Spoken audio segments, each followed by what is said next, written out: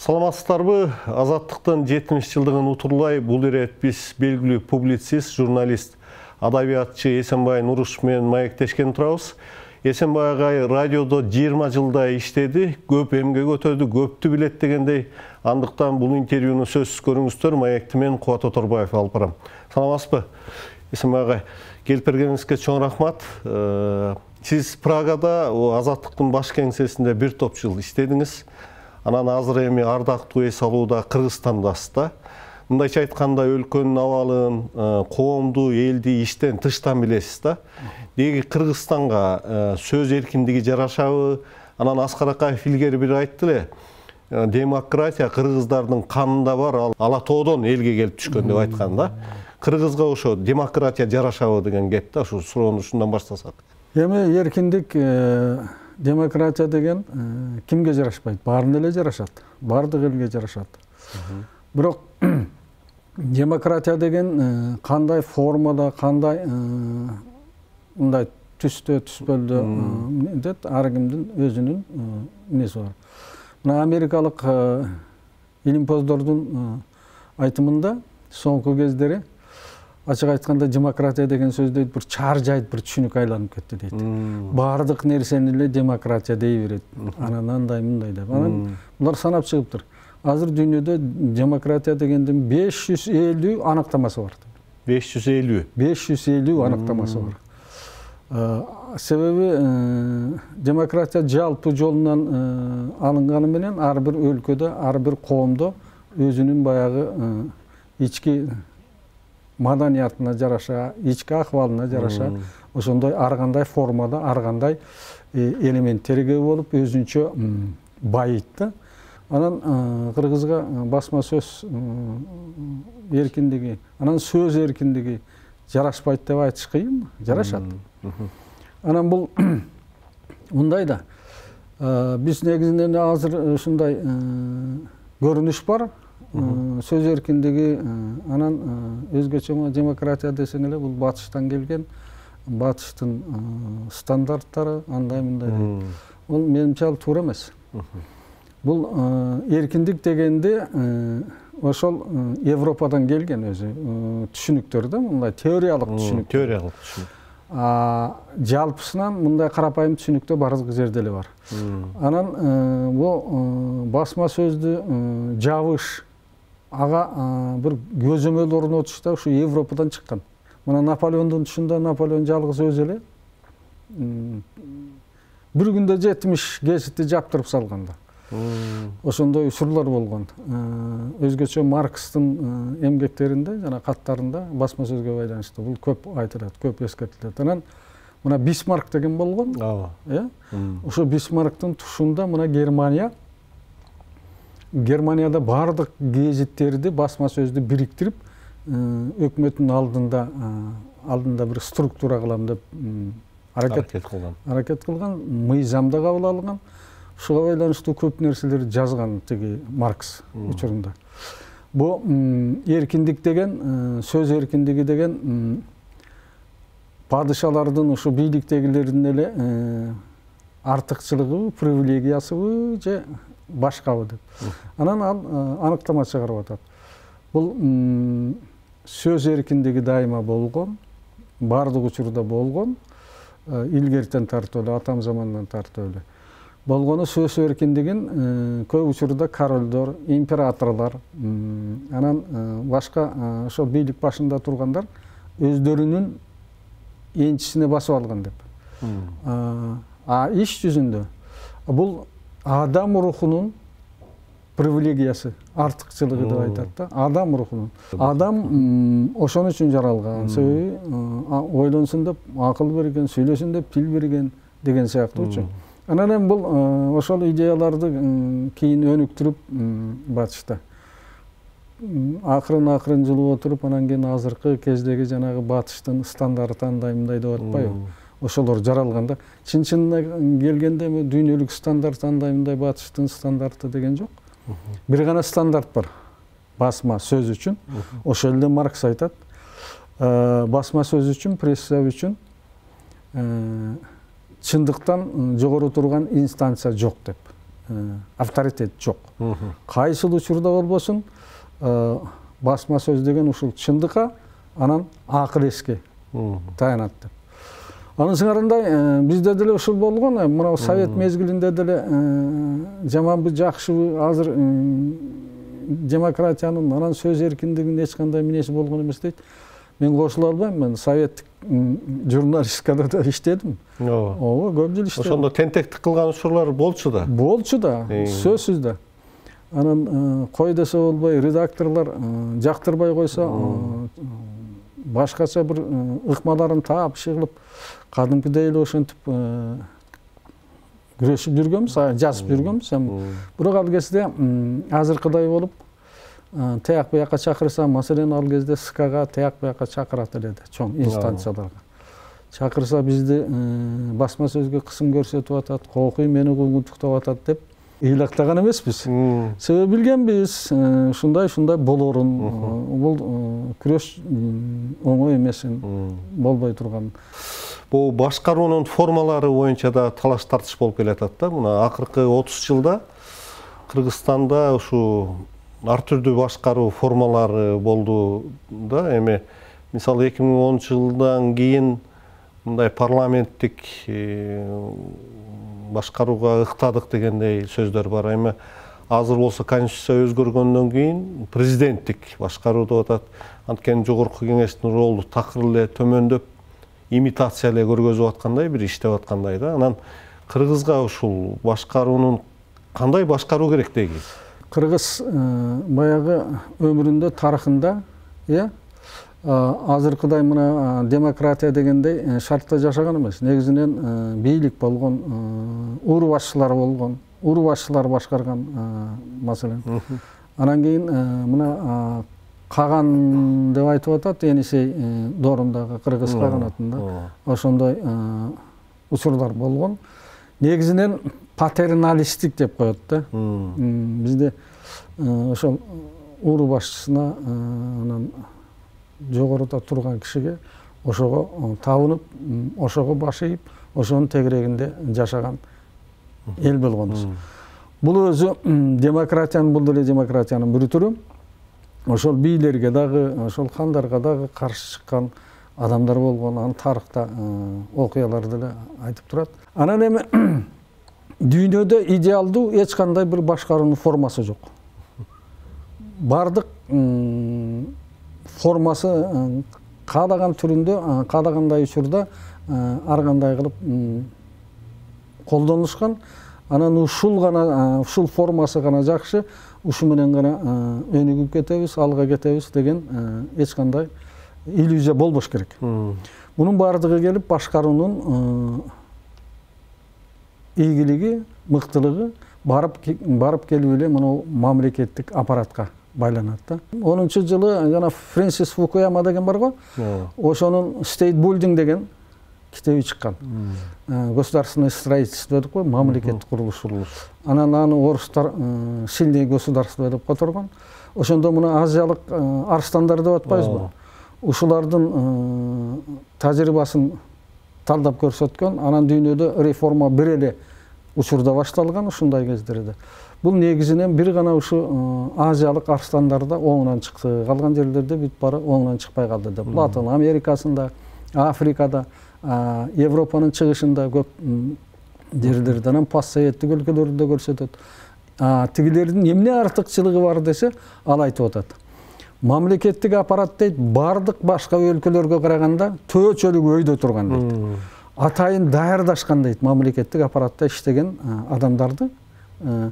Таза болосуң, мыйзам бузбайсың, уурдабайсың, жебейсиң түкүндөй мындай депчи. Ушундай негиз менен мамлекеттик аппарат күчтүү болгон жерде ушундай ийгиликтерге жетишти деген тыянак чыгарат да. Мен негизинен ушуга кошулам. Анан мен айтып жүрөм, эгер бизге эчтеме жакпаса, акылдуу деле, билимдүү деле президент келсе, антип кетет элек, минтип кетет элек деген кыялдар бар да. Мен жазгамын, азыр деле айтылам. Бизге эгер керек болсо, автократ деле керек. Болгону Bir гана нерсе менен. Ал чынчыл болуш керек. Өзү да жебеген, өзгөнү да жедирбеген, чычканга жана кебек алдырбаган. Анан үчүнчүдөн калп айтпаган, бир сүйлөгөн, анан башкаларды да калп айттырбаган. Анан эң башкысы өзү да мыйзам бузбаган, мыйзамдын башын аттабаган, башкаларга да мыйзамдын башын аттаттырбаган бир автократ керек. Адам укуктары кандай болот ошондо? Адам укугу сакталабы ошондой жерде? Эми тиги мына Сингапурду айтып атпайбы? Сингапурдун өрнөгү ушундай болгон. Анан еврокоммунизм деген болгон. Мына скандинавский модель деп коет азыр, скандинав модель. Ушулар да ушундай болгон. Алар дагы социализм менен капитализмдин жакшы жактарын аргындаштырып алган да, кошуп алган. Кыйыштырып алган. Анан бизге деле ошондой модель кылса болот эле башында. Бирок биз өмүрүндө биздин нелер көргөн эмес да. Баягы феодализмден түз эле социализмге аттап өттүк дегендей, биз деле эчтемеге даяр болбой туруп демократия деген ушул экен деп тандап алып, кайсыл жолду алганбыз, эмне кылганбыз, ошонун бир этегине азыркыга чейин чыга албай келатабыз. Мен эсиме баягы илгери сиз Асабага бандократияга баратабызбы деген бир макала жазгансыз. Ооба. Анан ошондо менчиктештирүүнүн мисалы ошо менчиктештирүү бүттү биздечи, негизги этабы бүттү да. Анан бирок бизде тап пайда болдубу могу ишкерлер табабы? Мен мындай деп айтат элем. Ошол мамлекет өзү чында ошо бандократиянын принцибинде түзүлгөн. Себеби бир коктунун эли келип экинчи коктуну басып алганда, анан салык салып, армиясы бар, түрмөсү бар, кыйындарын өлтүрүп, андай-мындай кылып, анан калгандарын кулгутан кылып айдап кетишкен, өздөрүнө пайдаланышкан. Анан ошондон анан жергиликтүү бандократтар чыккан. Бизге салык төлөсөңөр, биздин материалдык жактан камсыз кылсаңар, биз ушулардан коргоп беребиз депчи. Анан ушунун негизинде анан кийин мамлекет түптөлүп, анан түзүлө баштаган. Азыр биз аны суверенный государство деп, суверендүү мамлекет, эгемен мамлекет деп оозубуз толтуруп айтпайбыз. Принцибинде ушундай. Анан бандократияда кандай? Эң башында пахан турат. Андан кийин петух, чешка, андан кийин бөлүнүп кетет ошондой. Ушундай эле принципте чыгышта деле акылмандар айткан. Мамлекет мыйзамга биринчи кезекте, экинчи кезекте ыйманга таянбаса, андай мамлекеттин ошо бандократиядан айырмасы калбай калат депчи. Биз ошо жаңы капитализм келгенде ошондой этапты доорду басып өттүк. Ошондо менин ошондо жазганым ошо болчу. Биз демократиялык мамлекет, укукту сыйлаган, укукту урматтаган, пир көргөн мамлекет эмейли ушу бандократияга баратат окшойбуз деп. Анан эми канчалык чын чыкты, андан кийинки турмуш көрсөттү. Муну мен эмес, Салжан Жигитов агайбыз. Ошол да жазган. Жаңы заман келатат, биз кантебиз кыргыздар деп макаласы, интервьюсу чыккан. Мен өзүм интервью алып, ошо Кыргыз туусунда, азыркы Кыргыз туусуна басканбыз, ошондо Совет Кыргызстан болчу. Ошондо да ушуну айткан.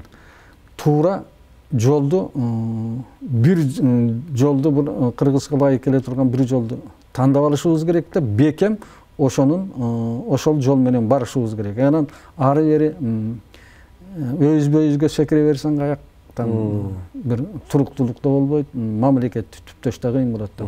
Негизинен ушундай.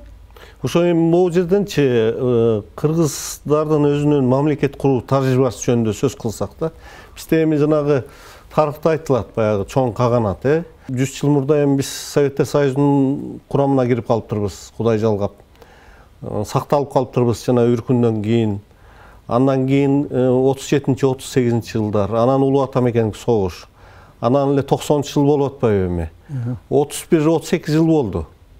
Сиз ошо азыркы абалга кандай баа бересиз? Бул кыргыздар мамлекет кура алабызбы, куруп атабызбы деги? Эми мындай да. Мына азыркы цивилизациянын жетишкендиги ушу болду. Өзүн эгемен мамлекет деп анан Бириккен Улуттар Уюмуна мүчө болгондон кийин сени ошол эл аралык мыйзамдар коргойт. Маселен, биздин кыргыздар кимдер менен гана чабышпады? Ич арада чабышкан өздөрү, коңушулар менен да чабышкан, туурабы? Ооба, туура. Бардыгы болгондо.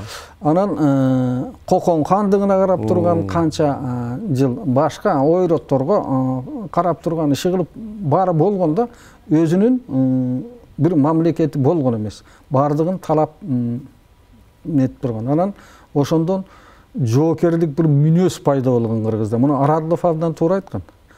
Бул кыргызда келгенде кыргыздарды жамандаптыр да, коңушу колоңдор. Булар ушундай тынчы жок эл, тынчыбаган эл. Бияктан келип малыңды чаап кетет, бияктан келип мунуңду чаап кетет, андай мындай. Анан ошол Арадлов айтып атпайбы? Кыргызды ушундай кылган анын өзүнүн табияты эмес дейт. Насил эмес дейт. Коңушулар күнөөлүү дейт.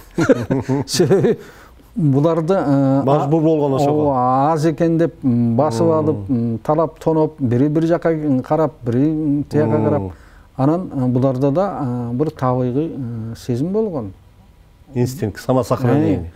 Анан ошон үчүн силер минтсеңер, биз минтебиз деп бириндетип болсо да ушинтип тийип турган булар. Анын сыңарындай бизге деле азыркы кезде кыйын кыстоо менен мамлекетибиз бар, эгемен мамлекет болгонбуз деп жыл сайын каканга салам бербеген элбиз деп мактанып атабыз. Ал кут болсун. Ага баарыбыз эле сыймыктанабыз албетте. Ошончо 2000 жыл мурда тарыхта эскертилип атат. Анан мен дайым ойлоном да, 2000 жыл ушу макул 40 кыргыз болсун. 40 кыргыз ошондон бери 2000 жылдын ичинде жок дегенде 40 миллион болсо жакшы болот эле деп. Эмне үчүн башка кийин бизден кийин пайда болгон элдер миллиондоп өсүп кетти. Биз эмне үчүн ошого жеткен эмеспиз деп көрсө, буга да ошондой тарыхый шарт себепкер болгон экен. Таягыбыз бияка чачылып, ар кимибиз ары бери карап, анан мамлекет болгондон кийин баягы бизге совет өкмөтү чынын айтканда ошолор куруп берди да, мына силердин жериңер менен Ферган адам баягы силердики, муну силердики деп жаманбы жакшыбы талаштарчы туурабы туура эмес болгонбу, бирок Кыргыз автоном республикасы деп, анан Кыргыз советтик социалисттик республикасы деп, анан келип Кыргыз СССР болуп жүрүп, Кыргыз мамлекети болдук. Туурабы? Эми баардык ушунчалык узун тарыхты баскан эл менимче жоголуп деле кетпейт болуш керек. Кудай буйруса, мамлекет акырын курулат болуш керек. Бирок биздин мамлекет алсыз мамлекет. Ачыгын айтыш керек. Эмне жагынан алсыз? Ар ким келип эле бийликти басып ала берет. Мамлекеттин өзү алсыз болуп атат го. Мамлекеттик бийлик алсыз болуп атат. Мамлекет бийлиги алсыз да, анан өзүбүз да кошо. Мына 3 жолку революция, эмнени көрсөттү? Ошол мамлекеттин алсыздыгынан келип. Мамлекеттин алсыздыгы же элдин ошо жанагындай жоокер мүнөздүгү? Эгер мындай да, аны кээде мактанып ошентип айтып атабыз. Кыргыз жоокер мүнөз болгон, анан кийин баш ийбейт, андай мындай депчи. Мамлекет деген ошол эң чаарбаш элди дагы бир улут кылып бириктирген, ийге салып, ийге салып, теске салып дегендей. Бул Америкада деле болбодубу, жана Трамп жеңилгенден кийин? Ага чейин деле болгон да. Америкалыктар түндүк түштүк деп согушкан керек болсо, так? Анан кийин мамлекеттин күчтүүлүгү ошол бардыгын бириктирип, бири тоону караса, бири ойдо карап жүргөн адамдарды бириктирип, бир улутка айлантып, анан ошону бекем кармап турган. Ошол мамлекет күчтүү мамлекет. Ошол келечеги бар мамлекет. Анан бизде болсо, кичине бирдеме болсо эле барып эле тиги ак үйдү басып алат, өрттө кирет, чын-чынына келгенде ушул. Туура эмес нерсе болуп атат да, негизинен. Эми мындай да, ушинтип жүрүп анан кийин кантип биз мамлекет түптөйбүз, туруктуу бир абалга жетебиз. Маселенин бардыгы бирок мында болуп атат да, эми мамлекет өзү күчтүү болсун дейли. Бирок бийлик да, бийлик башындагылар ошол жанагы 3 окуяга тең күнөөлүү деген сөз бар да. Анткени эгер коррупция ошончолук күчөбөсө, эл мынчалык жакырланбаса, жанына батпаса, акыйкатсыздык ошого бармак эмес деген сөз бар да. Туура, мен күчтүү мамлекет деп атканда, ал мен эмнени айтып аткан жерим жок. Баягы камчысын ийип турган деген андаймда. Бийликте. Биринчи кезекте ошо бийлик башындагылар адилеттүү болуш керек да. Кыйналып бараткан элдин үнүн угуп туруш керек. Башка дагы андай маселелерин чечип туруш керек да мамлекет. Ошол күчтүү мамлекет. Анан жөн эле дүйнөдө ар кандай формалар бар да. Полицейский государство деп коет. Ар бир үйүңө бирден полиция коюп койгон. Андай да мамлекеттер бар. Күчтүү мамлекет деген ошо өзүнүн элин талантпай, талоонго салбай, чак челекей кылып, арыгы будун чаңгылбай, чайпалтпай, барына текши карап, тегиз карап дегендей. Убагы келгенде бийликти сый менен өткөрүп, башкасын ордуна коюп дегендей. Ошо мурдагы келген калыптанып калган салтты улап кеткен. Биз улай албай атпайбызбы? Ула менен революция болду деп, революцияны абсолютташтырып жүрдүк да биз. Ушул эл бирдеме болсо эле эртең көчөгө чыгат, анан буларды алмаштырат, анан муну жок кылат, анан андай. Андай мүдөө менен жашабаш керек да. Негизинен ушул аң сезимден кетсек, биз деле Кудайга шүгүр, башка өлкөлөрдөй болуп, өнүгүп өсүп дегендей, тааныла турган жактарыбыз бар, таанылабыз буюрса. Сиз жакшы бир нерсе айттыңыз, ошо бийликтин адилеттүүлүгү тууралуу да. Азыр бул интеллигенциянын орду жөнүндө мен сөз козгогум келип атат да. Бизде деги интеллигенция барбы? Мына союз тарагандан кийин ошо эскерип өткөн Салижан Жигитов агай жазуучуларды аябай шылдыңдап, аларга сын айтып жүрдү, ачуу-ачуучу. Анан эми азыр коомдо кайсы бир олуттуу маселелер болгондо мындай үн каткан алдыңкы бир прогрессивдүү дейбизби, ушундай бир окумуштуулар арасынан болобу, башкалар арасынан болобу, андай жок болуп атат да. Ошо бизде интеллигенция барбы азыркы тапта? Эми мындай да, биз ошолор авангард болуш керекпи деген сөз да.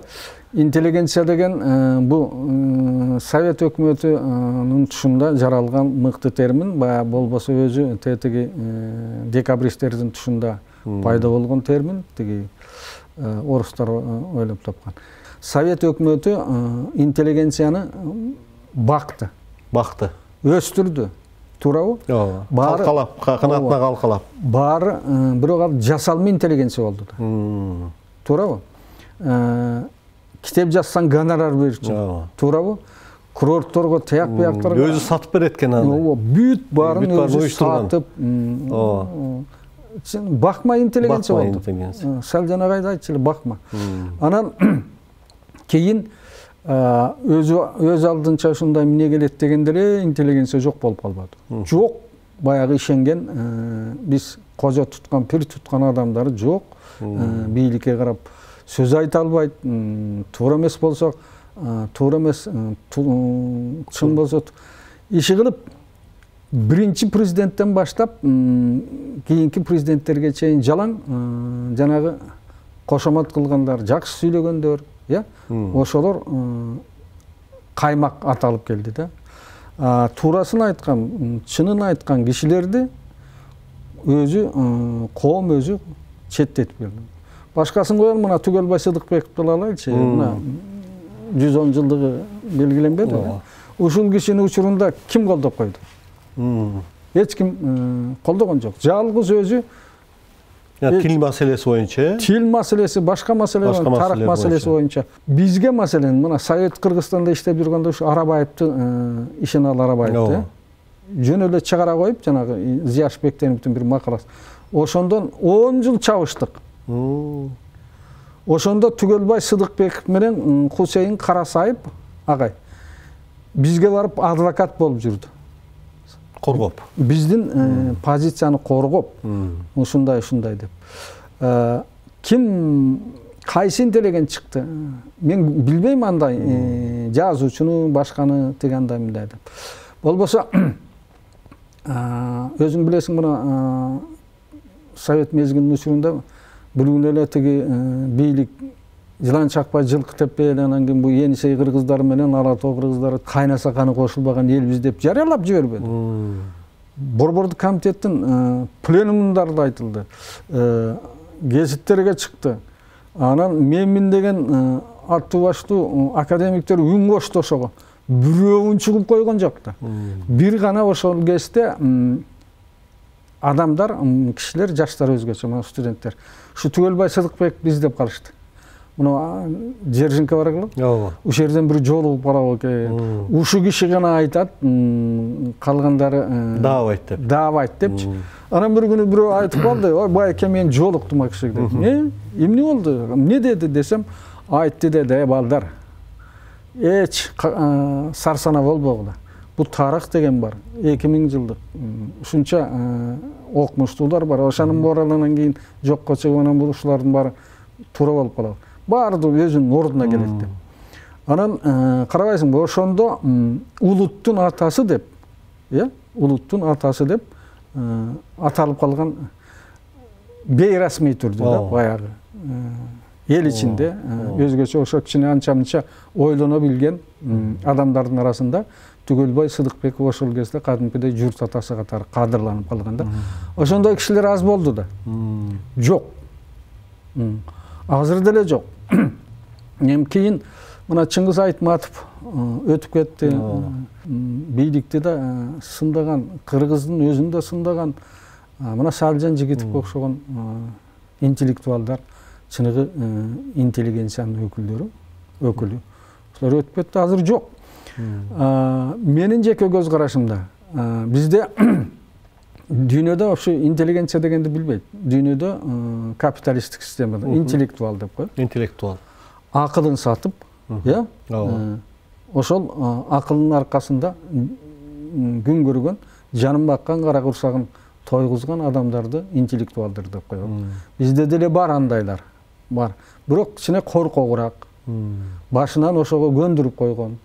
Анан мындай тике чыгып айткан, анан азыр бирдеме десең эле бул интеллигенция каякта, каякта, мындай каякта. Интеллигенция деген ошол силер жоктоп айткан интеллигенцияны бар кылыш үчүн бийлик өзү кам көрүш керек. Ошондой кишилерди колдош керек, коргош керек, ошолордун айтканын угуп туруш керек, жок дегенде. Туурабы? Туура. Азыр туурасын айткан кишилерди деле жакшы көрбөйт бийлик деген. Эч качан жакшы көргөн эмес, көрбөйт дагы. Анан ушундай мамиле болуп тургандан жөндөн жөн эле интеллигенциябыз жок дегендей.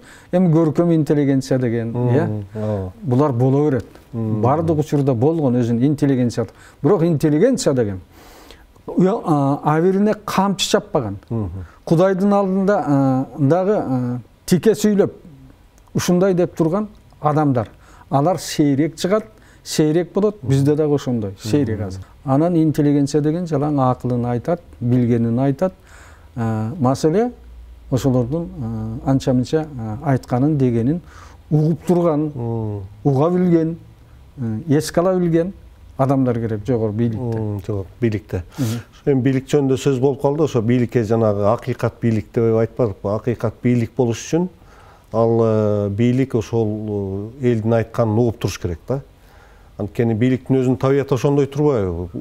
Тез эле мындай чыныгы реалдуулуктан алыстап, кошоматчылары көп болот экен, ар бир бийликтин элечи. Туура эмес маалыматтар жетет экен дегендей, оңдолуп түзөлүп мындай кетиш үчүн баягы ачуу чындыкты да угуп туруш керек да. Ачуу чындыкты айта турган ким? Эми бул азыркы тапта, азыркы биздин форматта бул басма сөз. Массалык маалымат каражаттары да. Ошонун ичинде эми азаттык, мына азаттыктын мына быйыл 70 жылдыгын белгилеген атабыз. Бул азаттык Кыргызстанга керекпи? Керек болсо кандай иштеши керек? Мен эми азаттыктын кухнясын жакшы билем. Иштедим тиги Прагада, биякта башыбыздан көп нерселер өттү. Ошол башкы штабтын өзүндө. Мен кийинки 10 жылдан бери чынын айтканда алыстап кеттимби азаттыктан. Кандай болуп өзгөргөн дегендей билбейм, бирок биздин учурда азаттык абдан популярдуу болуп кетти да, абдан элге алынып кетти. Мен bir жолу отпускага келип ушу айылга таяк-паяктарга барсам, ошолор айтышты да кейбирлер. Ал кезде дагы жанагы толкун бар эле го. Ошого чыгарбай. Ооба. Толкундан жаап коюп, Жаап коюп, тигиндей кылып, FM толкундан. Ооба. Анан элдин тапкырлыгын карабайсыңбы? Кайсы толкундан, кайсы эмнеден чыгат экен деп, анан ошолор тутуп, кармап. Илгери Совет мезгилинде үйүндө жашынбалык кырылдап шырылдаганына карабай. Анан жанагы колхоз мезгилинде бир чоң жалпы колхозго жете турган бир эмне болобу? Столбага илип кое турган. Радио. Ошого коюп алып, болор маалында ошол толкундан кармап анан азаттыкты баары укчу экен. Мага бирөө айтты. Кээде силер туура эмес кылып каласыңар, ушу намаз убагында чыгып каласыңар. Бирок ушу чыгат дегенде намазыбызды токтотуп силерди угуп алып анан намаз окуйбуз деп ушинтип айткан учурлар болду да. Эми ошондо биз иштеп турган мезгилде ошондой популярдуу болуп кеткен радио. Анан азыркыдай болуп анан жана митингге чыккан кишилер болгон эмес, азаттык жабылсын деп. Ошол кезде ошентип чыгып көрсүнчү. Эл өзү эле аларды эсебин таап, эбин таап коймокто. Азыр эми башкача болуп атат. Анан азаттык кандай, азаттык мындай, булар жалаң батыштын несин таратат, тигин тет, антет, минтет деп. Эми ар кандай көз караштар бар. Менимче азаттык керек кыргыз коомуна. Ал катасы бар, анан минтип атат, антип атат деп катасы жок, туурасын айтып аткан эч ким жок. Бул болгону ар түрдүү пикирлерди, элге жеткирүү. Анан биздин учурда азаттыктын принциби ушундай болчу. Элдин пикирин элге жеткирүү. Эмне бол, кандай болуп атса, эмне деген кептер болуп атса. Анан баягы расмий бийлик айткан деле угуп отура бербестен, бул элдин ичинде өзү кандай эмнелер бар. Бул жалпы коом үчүн пайдасы барбы, жокпу? Эгер жок болсо, анда эч керек азаттыктын кереги жок. Азаттык бар болгону ошого кызмат кылат.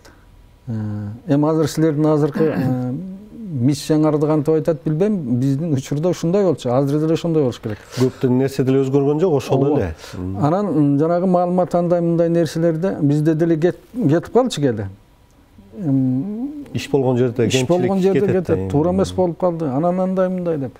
Бирок анда көп маселени жөн эле сүйлөшүү жолу менен ымала таап, бизден моундай кетип калыптыр, андай болуп калыптыр деп эле ошол аркылуу чечишип алчу. Маселен, азаттыктын жетекчилери, биздин кездеги жетекчилери ушундай маселе болгондо айтчу эле, көп курчутпагыла маселени, барабыз, сүйлөшөбүз, көрөбүз деп. Анан барып келип, бу жерде сүйлөшүп, баарын жайгарып кетишчү да. Эми сүйлөшүп тил табыша албаган, бир чарасын таппаган маселе жок да. Сүйлөшүү аркылуу бардыгын жайына койсо болот. Анан эми министрликтен ошо сотко бергенин кандай карап атасыз эми? Мындай да, мен ошого да айтайын деп атам. Бу азыр бардык жерде эле айтып атат. Мына өзгөчө азыркы кезде бул журналисттердин жоопкерчилиги жоголду, жоопкерчилик болуш керек бардык жерде андай. Жоопкерчилик бардыгында болуш керек. Туурабы? Журналисттин өзүндө деле. Бийликтин журналисттер эмес, биринчи кезекте бийликтин өзүндө да болуш керек. Бул илгертен мына Платондон келаткан сөз бар. Эгер дейт, мыйзамдын башкарып турганы, мыйзам башкарып турса, ошол мамлекеттин келечеги кең болот дейт. Бир баракет дейт, эгер ошол мыйзамдар бир нече адамдын же болбосо бир нече бир уч топтун менчигине айланып калса, ошол бале депчи. Ошондо да балекет болот. Ошол балекет депчи. Себеби бу мыйзам чыккандан кийин, мыйзам кабыл алынгандан кийин ал кимдир бирөөнүн жеке менчиги эмес. Ал жалпы элдики болуп калат. Жалпы эл ошого баш ийиш керек, бийлигиң да ошого баш ийиш керек. Баарыбыз ошону туура тутушубуз керек да. Мыйзам tutабыз андай деп жүрбөйбүзбү? Кубат. Парламент кийинки жылдары ошо өтө начарлап кетип атат да. Бизде мына неме деген бар. Батышта бир термин бар. Какистократия деп коет. Какистос деген сөз. Бул гректердин термини. Аристос деген мыкты, лучше. Какистос анын тетирисинчи. Мына Вебстер тиги андай мындай сөздүктөрүндө жүрөт. Анча-мынча билими бар кичине. Өзүнө өпчөп жетер билими бар. Бирок элдин баарына көсөм болгусу келген. Билими тайкы, анан иштин көзүн билбеген адамдардын катмарын какистократия деп коет. Бул какистократия деген биздин ошол жана сен айтып атпайсың, бандократияга баратабызбы деп. Ошол Акаевдин биринчи кезинде эле башталган. Ошондо эле кирген. Демократиянын шарданына жамынып алып, эркиндиктин несине жамынып алып. Бирок ошондо баягы советтик билим күчтүү эмес беле? Анда адамдар жакшы экен да. Азыр эми ошо билим дагы тайкы болуп кетпеди барган сайын? Ошондо ошол кезде эле ошолор келгенден кийин ошол акыл эстүү, билимдүү кишилерди сүрүп чыгара баштады. Биринчи эле ошо Акаевдин учурунда башталган. Саясий илимде меритосит деп коет. Мыкты адамдарды эми тукум курут кылбаса дагы четтетүү да. Четтетүү. Анан мына Киссинджер. Ооба. Жакында эле айтпадыбы? Бу дүйнөдө дейт, акылмандык жетишпей атат дейт, азыркы дүйнөдө. Эмнеге деп себебин сураштырса айтып атат. Глубокая грамотность деген бар эле дейт. Profound education деп коет. Билимгөйлүк, терең билимдүүлүк. Маданият катары жоголуп баратат дейт. Ошол үчүн дүйнө азыр чакчелекке түшүп атат деген ойду айтты да. Мен ушуну туура көрөм. Азыркы болуп аткан согуштар деле, бүт эле дүйнөлүк масштабта ушундай, ой, тигеле бардыгын айтып атпайбы? Акылмандык жетишпей атат. Акылмандык жетишпегени ошол терең билимгөйлүк, билимдүүлүк деген маданият жок болуп кетип атат деп. Анан бул биздин коомго алганда абдан туура. Бизде азыр биз окуган жылдары Совет мезгилинде терең билим алыш керек деп эле, туура, бул өзүнчө маданият болчу. Ушу терең билим алган, ушуга умтулгула, анткиле, минткиле деп. Анан Совет мезгилинде, билесиңби, ошондой анча-мынча мындай таланты, тиги эмнеси көрүнгөн адамдарды, тизмеге алып койчу. Колдочу да, ушуну кийин көрсө болот экен, андай мындай экен деп. Анан көп эле балдардын өзүбүздүн деле багы ошону менен ачылды да, айылдан келген карапайым эле кишиден балдардын. Сиз ошентип эле анан баягы кыргыз туусуна кириштеген, Советтик Кыргызстанга кириштеген кандай эле? Ооба, анан тиги мына Эркебаевдин тагдырын алсак болот, муну дагы ошентип. Анан кээ бирлери СКга кызмат кылайлы десе, партияда жок экен, аларды бияка барып бир жерге отургузуп партияга алып, анан ошолорду көтөрмөлөп, көрдүңбү? Ушундай адамдарды таптап, тарбиялап, өстүргөндө терең билимдүүлөрдү барктаган, баалаган. Азыр терең билимиң эч кимге кереги жок. Анан эң кызык жери, что самый умный деген бизде президенттер чыкты. Бирдеме айтса, туура маселесин койсо, тигинисин койсо, ушундайсыңбы деп. Мына ошондон терең билимдүүлүк деген маданият катары бизде да жок болуп баратат. Мыйзам жакшыбы, жаманбы, макул, аны аткарыш керек. Эми көп чийки мыйзамдар бар бизде. Чийки мыйзамдар. Көбү жарабай турган мыйзамдар. Эми ошону аткарганда деле мына айланып кетем, мына молдолор деле бир чечим чыгарарда андай мындай кылганда ушу шариатка таяк биягына тууралап туруп анан чечим айтышат. Ушундай деп. Анан мен мына маданият министрлигинин эмнесине таң калдым да. Өзүнө өзү арыз жазат экен. Анан өзү келип анан жаап салат экен, тиги бөгөттөп коет экен, андай. Андай эмес да, мыйзамда жазылып турат. Ким бирөө арызданыш керек. Ким бирөө кайрылыш керек. Муну туура эмес. Ушундай кылып атат. Андай жок. Бул деген немеде мыйзамды жөн эле менчиктеп алыш деген сөз. Анан ошол мыйзамды бузуп атса, мамлекеттик килтейген мекемелер. Алардын мыйзамды бузгандыгы үчүн жоопкерчилиги барбы жокпу? Каралышы керекпи жокпу? Эмне үчүн жоопкерчиликти жалаң эле ошо карапайым элден, төмөн жактан талап кылыш керек. Эмне үчүн мамлекеттик мекемелер биринчи кезекте ошол мыйзамдын туура аткарылышы үчүн президенттердин же өкмөттөрдүн чыгарган жарлыктарын, токтомдорун, буйруктарын туура ишке ашырыш үчүн жооп бериш керекпи жокпу? Жоопкерчилиги болуш керек болот. Бул жерде ушул жагы мени өтө таң калтырат да бул. Азаттык чынын айтканда бул кыргыз коомуна бир топ эле эмгек кылды. Көп нерсени тиги жайылтып дегендей, таратып дегендей, бирөөнө жагат, бирөөнө жакпайт. Баарын эле текши кабыл алып аткан эч ким жок. Азыр эми бул эл азаттыкка көнүп калды да. Анысы эле токтотуп койду да силер. Эфир бербей койду. Тиги каналдардан көрсөтпөй койду. Эми анан башка жактан чыга бересиңер да. Иштеп атабыз кадимкидей. Кадимкидей эле иштей бересиңер. Аны издегендер көп болот силердин. Бул азаттык эмне болду экен деп. Анан кийин эми менимче кайра жанданат болуш керек азаттык. Эми мурдагыдан да батылыраак болуп, анан тигиндей мындай деп илгери Сатыбалды Жээнбековдун айтканы бар эле. Мышыкты бурчка такай берсе арстан болуп чыга келет деп. Ошондой эмне болуп курчуп кайра. Курчуп, бүлөнүп чыгабы деген пикирдемин. Анан эми аманчылык болсо көрө жатарбыз. Эми түбөлүгү түз болсун, жакшылык болсун. Эми негизи бая 70 жылды белгилейбиз деп атканда ушундай окуялар өтө мындай кичине ойлондурбай койбойт. Эми баягы мен өткөндө да айттым, эми бул биринчи жолку эмес. Дагы талай эмнелер болот. Анан эми кыргыз эли деле, кыргыздын жетекчилиги деле, ушу саясатта жүргөндөр деле ушунчалык эле эмне эмес. Алар деле ойлонот, акылы бар дегендей. Анан кичине анча-мынча бир ийкен болсоңор силер тараптан деле,